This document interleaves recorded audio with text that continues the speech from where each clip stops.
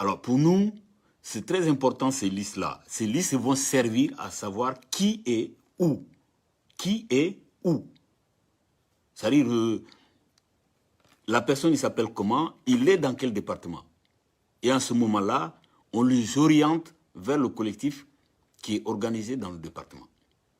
S'il n'y a pas de collectif organisé dans le département, donc nous allons aider ce groupe à créer son propre collectif de sans-papiers. Parce que moi, je pense que c'est mieux de rejoindre un groupe que de créer son collectif. Ça a mis du temps à se mettre en place, le temps que ces collectifs se structurent, c'est très, très compliqué. Mais s'il y a un collectif qui est formé dans le département, donc ça faciliterait le groupe de rejoindre ce collectif-là. Mais s'il n'y en a pas dans le département, le but, c'est d'aider ces personnes-là. Alors, vous avez remarqué que la manifestation du 30 ou du 20, il y a beaucoup de subsahariens. Beaucoup de subsahariens, pour ne pas dire beaucoup de noirs. Et ces gens-là, ils sont 3000 personnes sur un groupe WhatsApp. Moi, je leur ai demandé, je ne prends pas de liste. Mais essayez de refaire votre groupe en fonction du département. Il y a 8 départements, 75 premiers départements, groupe numéro 1, 77 groupe numéro 2, 78 groupe numéro 3, 91 4, 92 5, 93 6, 94 7 et 95 8. 8 groupes. À chaque département, un groupe. Si dans le département où il y a beaucoup plus de sans-papiers, vous faites groupe 1A, groupe 1B, groupe 1C. Une fois que ce travail-là est fini, nous, on vous donnera le contact du collectif qui existe dans ce département. Par exemple, nous, on est dans le 75, il y a aussi le 20e, il y a d'autres collectifs. Donc, ils sont libres de rejoindre le 20e ou la CSP 75. Il y a la coordination 93, ils sont libres de rejoindre la coordination 93 ou la coordination de Montreuil. Il y a la coordination 92, les personnes peuvent rejoindre cette coordination-là. Ainsi de suite. Mais dans le 77, dans le 78, dans le 91, aujourd'hui, il n'y a pas de coordination. Donc ces gens-là ont besoin de nous pour les aider à s'organiser. Voilà pourquoi c'est important, les listes qui ont été faites dans cette manifestation du 30 mai et du 20 juin. Mais ces listes n'ont pas vocation à déposer où vous allez déposer. Le ministre n'a rien dit, le gouvernement n'a rien dit, le président n'a rien dit. Donc vous pensez que déposer ces listes-là dans une préfecture, ça va marcher? Mais non. Okay? En tout cas, en ce qui nous concerne, nous, la coordination 75 des sans-papiers, soit le 30 mai ou le 20 juin, nous n'avons pas fait de liste. Les nouveaux qui sont venus, qui sont dans aucun collectif qui habite à Paris, on les a recensés. OK? Voilà, donc je pense que sur ce point-là, c'est clair.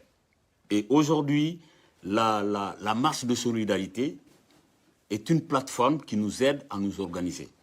Parce qu'il y a des outils importants là-dessus, de communication, de lieux de réunion, de rassemblement, des idées fortes pour essayer de faire des choses ensemble. Grâce à cette marche de solidarité, on a réussi à faire depuis 4 ans maintenant, le 18 décembre, la journée mondiale des migrations. Et le 21, des fois ça tombe le 21, des fois le 15, j'en sais rien, mais marche, c'est aussi les violences policières et les familles victimes de violences policières. Donc la plateforme de la marche de solidarité au départ était composée de 3 pôles. Il y a les pôles collectifs des sans-papiers, il y a les foyers et ensuite les familles victimes de violences policières. Ensuite, il y a beaucoup de soutiens qui sont arrivés, d'autres associations, d'autres syndicats. Et c'est un lieu vraiment idéal pour s'exprimer. C'est un lieu aujourd'hui qui arrive à fédérer, en tout cas, le maximum de gens. Donc c'est le seul endroit aujourd'hui où on peut se retrouver, être ensemble et pour travailler dans le sens de la mobilisation la plus large possible. Sans ça, on n'arrivera pas à obtenir une régularisation massive des sans-papiers en France. OK? Donc moi, je m'arrête là. Je ne sais pas si quelqu'un d'autre peut rajouter. Mais c'est important de souligner ça, que la manifestation du 30 mai et la manifestation du 20 juin était une réussite totale, mais ces gens-là, il ne faut pas qu'on les perde. Et comment les garder s'il n'y a pas de liste? Non, il faut avoir des listes pour qu'on puisse aller vers ces gens-là, pour les aider à s'organiser. Et il faut aussi aller dans les 25 villes de France qui ont organisé des manifestations à la dernière manifestation du 20 juin. Il y a 25 villes qui ont manifesté. Ce n'est plus Paris, hein, l'île de France, mais 25 autres villes. Donc il faut qu'on y travaille ensemble. D'où l'importance de cet acte 3 que nous sommes en train de dessiner. Il faudra qu'on essaie d'échanger avec tous ces gens-là pour faire en sorte que, à la rentrée, la date qui sera choisie, en tout cas, permettra à toutes ces villes-là de converger à Paris et demander la régularisation globale de tous les sans-papiers, sans exception et sans condition.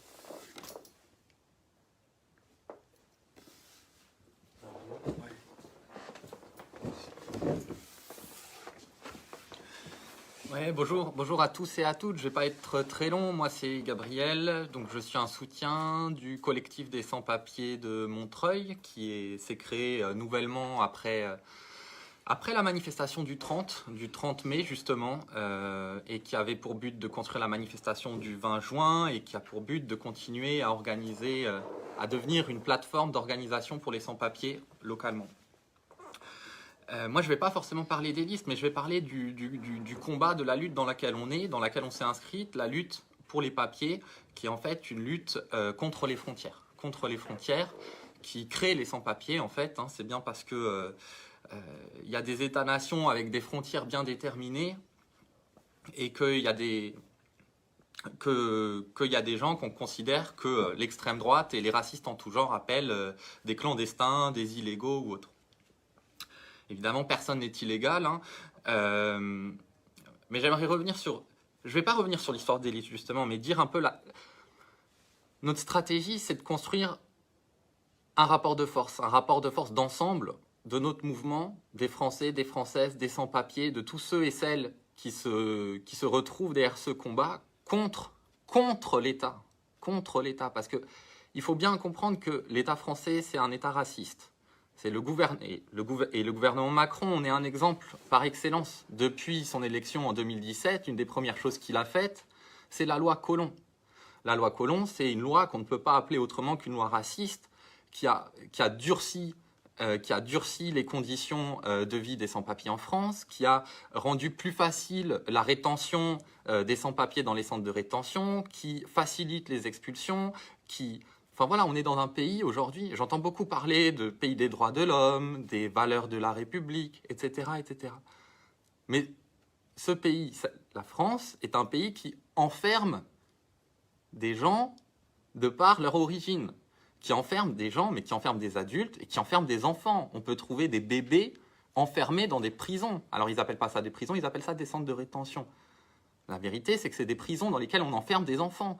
On a des petites filles, l'année dernière, il y a eu des multiples tentatives de suicide de gamines dans des centres de rétention qui essayent de s'ouvrir les veines tellement la vie est difficile et tellement il n'y a pas d'avenir, il n'y a pas d'espoir dans ces conditions-là. Voilà, on pourrait continuer comme ça.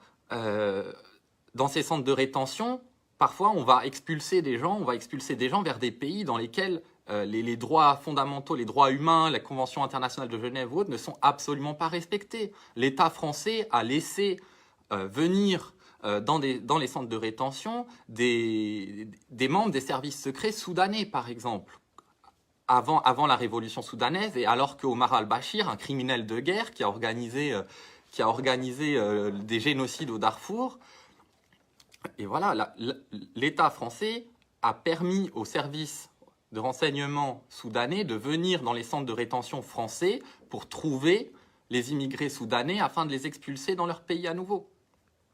Donc je pense qu'il ne faut vraiment pas avoir d'illusions sur le fait que cette lutte pour les papiers, c'est peut-être la lutte la plus difficile, qui est au croisement de la lutte contre le racisme, qui est au croisement de la lutte contre l'exploitation capitaliste.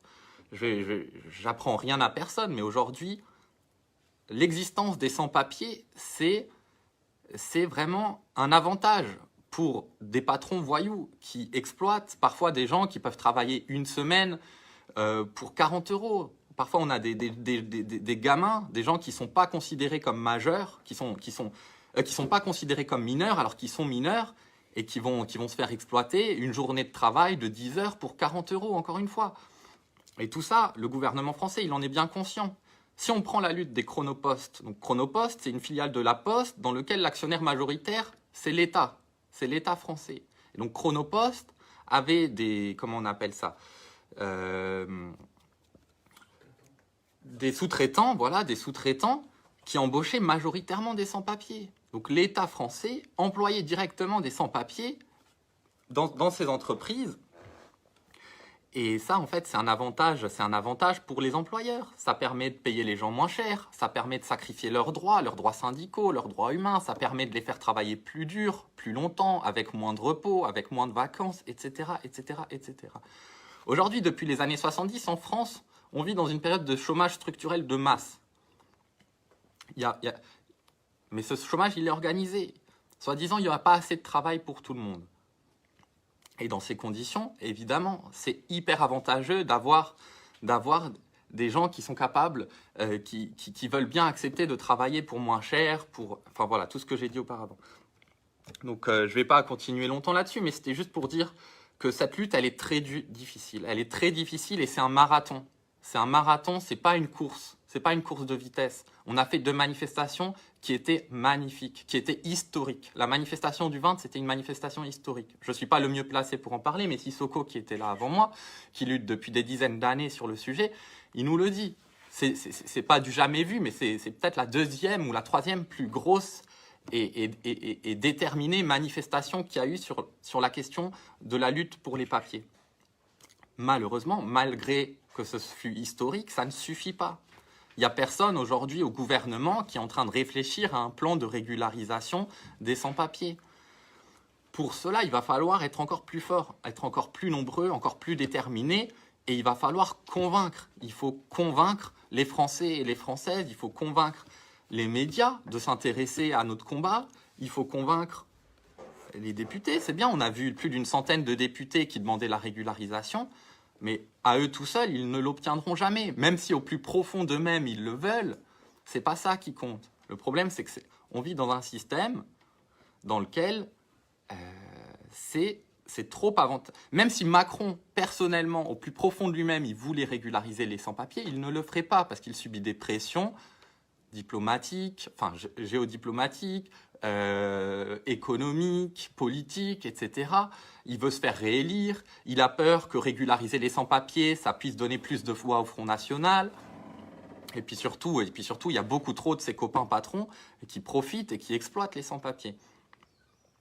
Donc voilà, il n'y a pas de... Aujourd'hui, ce à quoi on doit tous et toutes travailler, c'est de continuer à construire un mouvement le plus vaste, le plus nombreux possible, ne surtout pas se diviser, surtout pas en fonction des origines. Alors ça, c'est vraiment ce qui nous fera le plus de mal. C'est si on commence à mettre en concurrence la lutte des sans-papiers maghrébins, avec la lutte des sans-papiers asiatiques, avec la lutte des sans-papiers d'Afrique de l'Ouest. Là, c'est vraiment, et je pense que c'est la force de ce cadre et de cette marche des solidarités, c'est qu'on a vu toutes ces origines différentes manifester ensemble dans un but commun. On peut avoir des désaccords, on peut avoir des désaccords stratégiques, on peut avoir des désaccords politiques. On n'a pas tous forcément les mêmes idées politiques. Mais on a un objectif, c'est la régularisation de tous les sans-papiers et l'ouverture des frontières et la liberté de circulation et d'installation. Parce qu'on vit dans un monde où les marchandises, où les flux financiers peuvent traverser la planète en un claquement de doigts, et pourtant les êtres humains ne le peuvent pas. Voilà, donc j'ai rien d'autre à rajouter. Je vous remercie pour l'attention. Restons unis, restons ensemble. La lutte, elle continue. On prépare l'acte 3 de la marche des solidarités pour l'automne. On ne sait pas encore exactement quand et comment on va le faire. En ce moment, on est en train de se mettre en relation avec toutes les villes de France qui ont participé à ces initiatives pour discuter tous ensemble de ce qu'on veut faire. Mais surtout, ça peut paraître éloigné septembre ou octobre. Mais c'est vraiment pour se donner le moyen. Si on était plusieurs dizaines de milliers, on dit qu'on était 50 000 à Paris le 20, il faut que la prochaine fois, on soit 100 000 ou qu'on soit 150 000. Voilà. Donc continuons la lutte ne s'arrête pas, la lutte continue et c'est ensemble qu'on sera plus fort et plus forte. Merci à tous, merci à toutes.